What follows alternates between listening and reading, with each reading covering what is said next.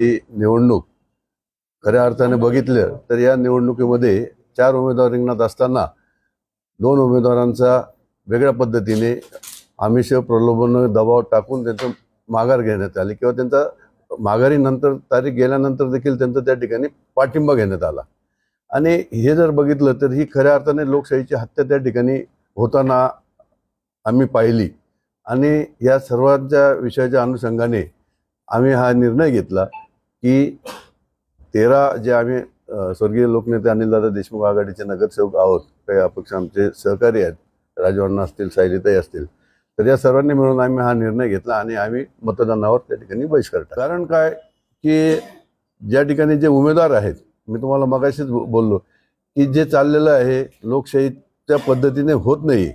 आणि जे उमेदवार होते की काहींनी पाठिंबा दिला, काहींनी त्या ठिकाणी जे उमेदवार भाजपाचे होते त्यांच्यामध्ये गरिष्ठपणा होता की ते आमच्यापर्यंत मतदार म्हणून मतदान मागायला देखील त्या ठिकाणी चाळीसगावमध्ये आमच्या आघाडीच्या मतदारांपर्यंत पोहोचले नाही। मग त्या ठिकाणी एक विकासाचं विजन असलं पाहिजे, चर्चा झाली असती, त्याच्यातनं काहीतरी आम्ही चाळीसगावसाठी काहीतरी एक विजन ठेवलं असतं आणि त्या दृष्टीने तसे काही प्रयत्न झाले नाहीत।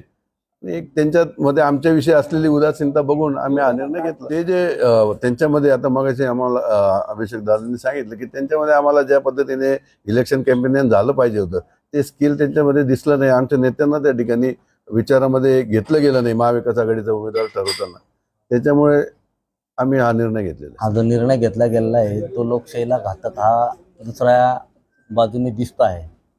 पण ज्या पद्धतीने जळगाव विधान परिषदेची कार्यपद्धती दिसते आपल्याला राबवली गेलेली, प्रशासकीय निवडणूक आयोगाने आखलेले टप्पे त्या ठिकाणी न पाळता उमेदवारांची माघारीची तारीख 4 असताना त्यानंतर उर्वरित 2 उमेदवारांनी माघार घेत असताना एखाद्याला आताही मागे एक शब्द बोललो, everything is fair love and war. आता रेश्मा काळेंच्या संदर्भात आपण बघितलं की त्याच्या अगोदर एक बॉम्बस्फोट झाला की यांची माघार झाली, पण त्यांची माघार नव्हती झाली मनाने, स्वतःच्या मनाने। शेवटी त्या मुंबईत गेल्या आणि नंतर त्यांनी स्वतः डिक्लेअर केलं। त्या ठिकाणी उमेदवार डिक्लेअर न करता त्याच्या अगोदर सुद्धा माघार डिक्लेअर करून घेण्याचे दबाव तंत्राचा वापर या ठिकाणी होत होता।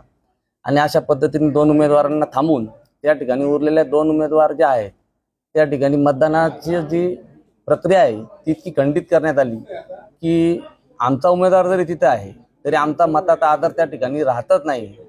उमेदवार हा त्या ठिकाणचा आघाडीचा महाविकास आघाडीचा दिलेला देखील त्या पद्धतीने मतदारांपर्यंत पोहोचला नाही की ज्या पद्धतीने भाजपाचे जे उमेदवार आहे नंदू महाजन यांनी देखील सर्व उमेदवारांकडे मतदारांकडे त्या ठिकाणी पोहोचणं गरजेचं होतं। त्यांचं या उमेदवारीबाबतचं विजन मांडणं, ते काय काय करू इच्छिते, आमच्या समस्या काय या जाणून घेणं त्या ठिकाणी क्रमप्राप्त असताना दोघी उमेदवार त्या ठिकाणी दूर राहिले या प्रक्रियेपासून। आणि जी प्रक्रिया असंविधानिक आहे त्या असंविधानिक प्रक्रियाला गृहीत धरून त्या ठिकाणी आपण विजय साधणार हा जो त्यांचा मानस होता त्या माणसाला त्या ठिकाणी आम्ही छेद देण्याचा प्रयत्न केला की त्याच्या व्यतिरिक्त देखील विचार प्रवाह असतो आणि तो विचार प्रवाह या ठिकाणी आम्ही तुमच्या माध्यमातून मांडत आहोत।